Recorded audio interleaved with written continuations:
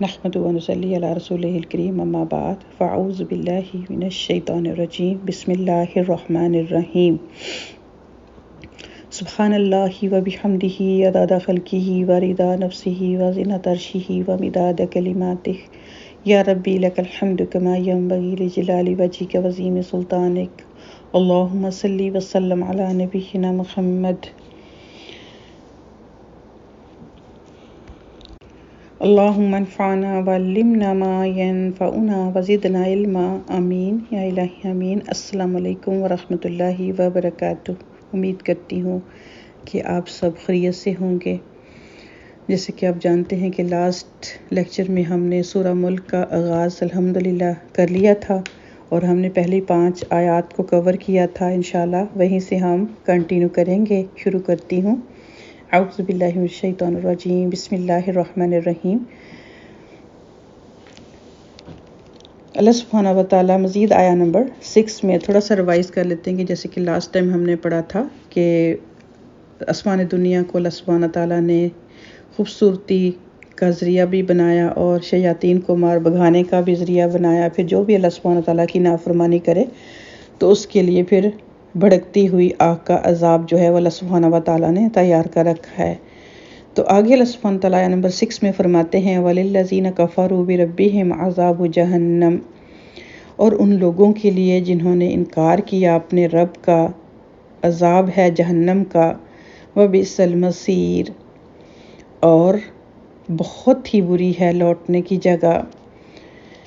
تو یہاں پر کسی کو بھی مینشن نہیں کیا۔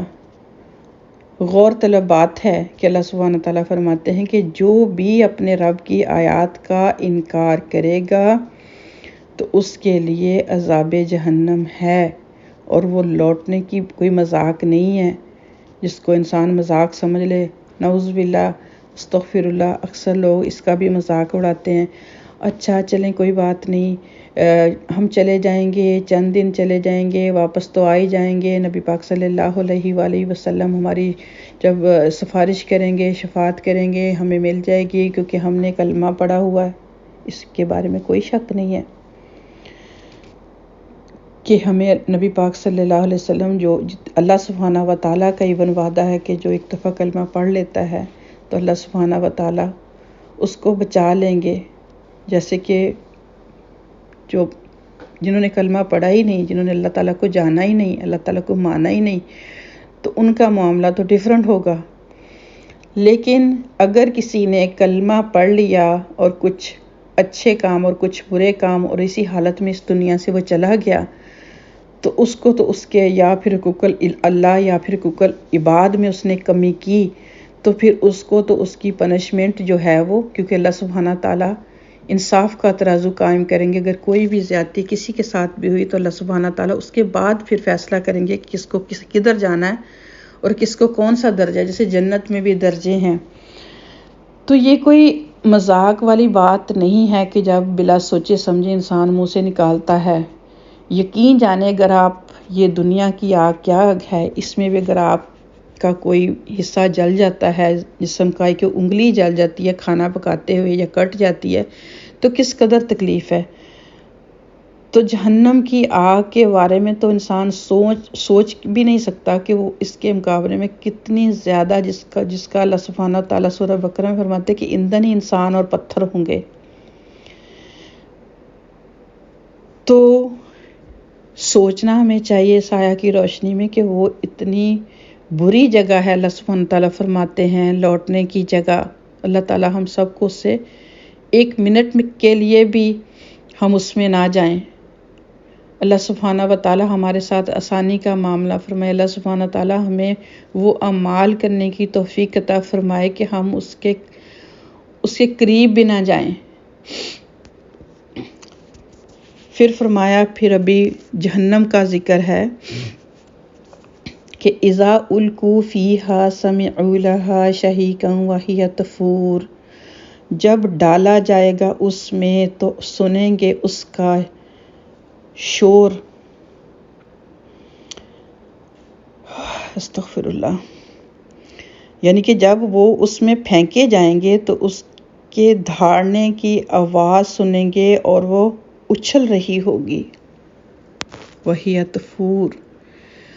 اب آپ دیکھیں کہ کبھی آپ نے آؤٹ آف کنٹرول فائر ہوئی دیکھی ہوگی، یا اچانک کسی چیز کو آگ لگ گئی، یا سوکھی لکڑیاں پڑی ہوئی وہاں پر آگ جل اٹھی، تو آپ اس کی آوازیں سنتے ہیں نا، کتنی خوفناک آواز ہوتی ہے، اس کو کنٹرول پانا کتنا مشکل ہو جاتا ہے۔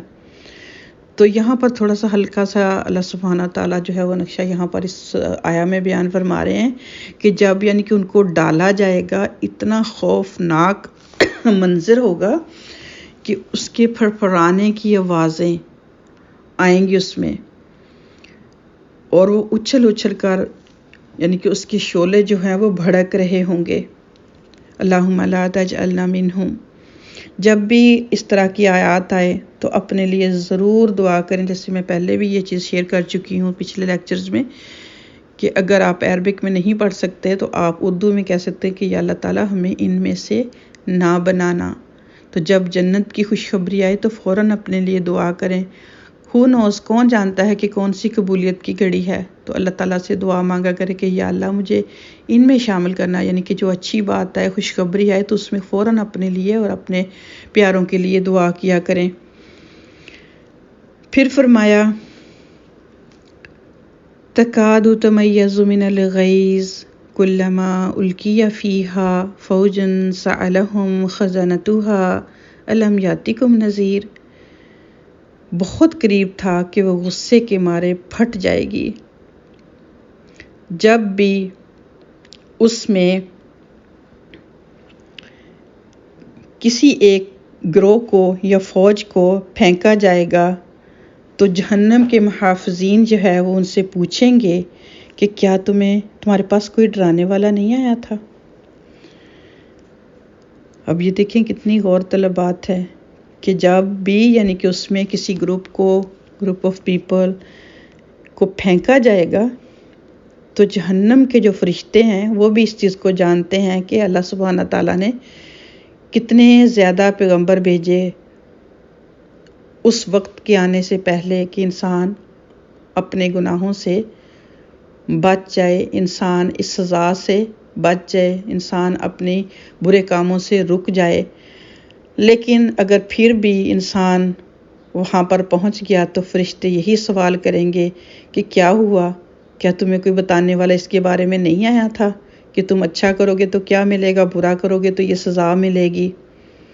وہ آگے سے جواب دیں گے قالو، وہ کہیں گے بلا کیوں نہیں، قد تحقیق جاءنا نذیر، آئے ہمارے پاس ڈرانے والا، فکذبنا، تو بس ہم نے جھٹلا دیا، وقلنا، اور ہم نے کہا ما نہیں نزل اللہ، کوئی نازل کی اللہ تعالیٰ نے، من شیء، کوئی چیز، ان انتم الا فی ضلال کبیر، نہیں ہو تم مگر بہت بڑی گمراہی میں۔ تو پھر وہ کہیں گے کہ کیوں نہیں، ڈرانے والا ہمارے پاس آیا تو تھا مگر ہم نے اسے جھٹلایا اور کہا اللہ نے تو کوئی چیز نہیں نازل کی، البتہ تم بڑی گمراہی میں پڑے ہوئے ہو۔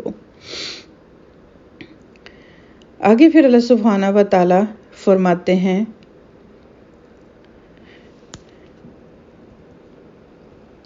وَقَالُوا لَوْ كُنَّا نَسْمَعُ أَوْ نَعْقِلُ مَا كُنَّا فِي أَصْحَابِ السَّعِيرِ، اور وہ کہیں گے اس وقت، یعنی کہ جہنمی جو جہنم میں جائیں گے، آگ میں جائیں گے، ان کا ہی ذکر کنٹینیو ہے کہ اگر ہم سنتے ہوتے یا ہماری عقل ہمارے ساتھ دیتی، ہم عقل کرتے تو آج پھر ہم اصحاب سعیر یعنی کہ جہنم میں بھڑکتی ہوئی آگ کے ساتھی نہ ہوتے۔ دیکھیں یہاں پر جا کر اس وقت کا اپنی عقل کو جھنجھوڑنا یا یہ اپنے اوپر کرنا کہ کاش ہم سن لیتے، کاش ہم عقل کر لیتے، وہ تو بہت لیٹ ہو جائے گا نا۔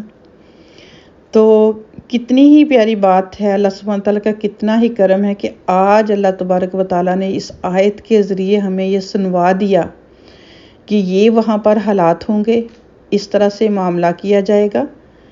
تو پھر فیصلہ تمہارا اپنا ہے کہ تم نے کیا کرنا ہے، اپنی لائف کو کیسے گزارنا ہے۔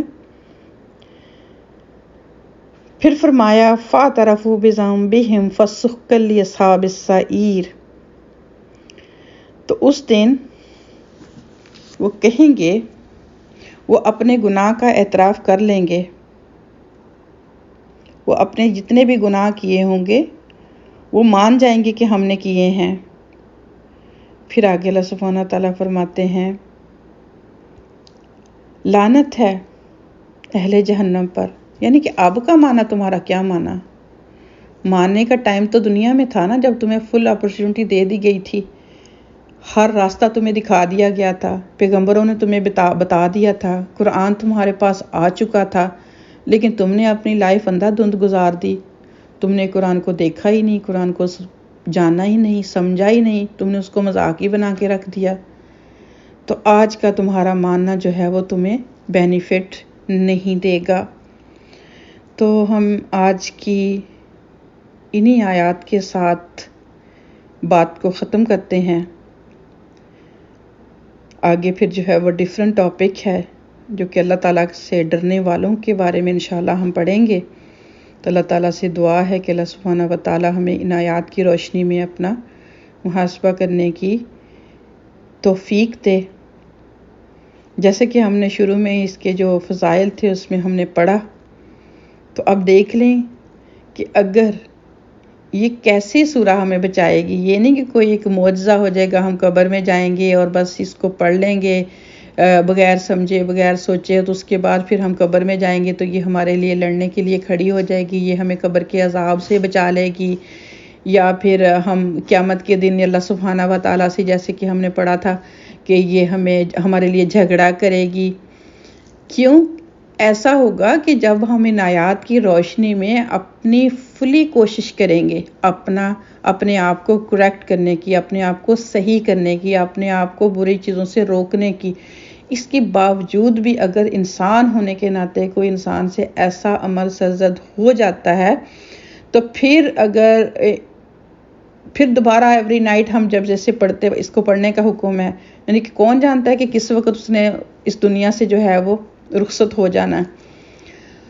تو جب ایوری نائٹ ہم اس کو سمجھ کے، ہر رات ہم اس کو سمجھ کے پڑھیں گے اور پھر سو جائیں گے، تو پھر ہمارے عمل جو ہیں وہ آٹومیٹکلی جو ہے وہ درست ہوتے جائیں گے۔ تو یہی ہمیں چیزیں بتائی گئیں اس سورہ میں کہ دیکھو یہ ساری چیزیں ہیں، ان کو جان لو اور اس پر عمل کرو، تو پھر اس کے بعد یہ سورہ آپ سب کے لیے ہیلپ فل ثابت ہوگی انشاءاللہ، قبر میں بھی، مرنے کے فوراً بعد بھی، اور آخرت میں بھی انشاءاللہ۔ اپنا بہت خیال رکھیے گا، انشاءاللہ اگلے ٹاپک کے ساتھ حاضر ہو جاؤں گی انشاءاللہ۔ اپنا بہت خیال رکھیے گا۔ السلام علیکم ورحمۃ اللہ وبرکاتہ۔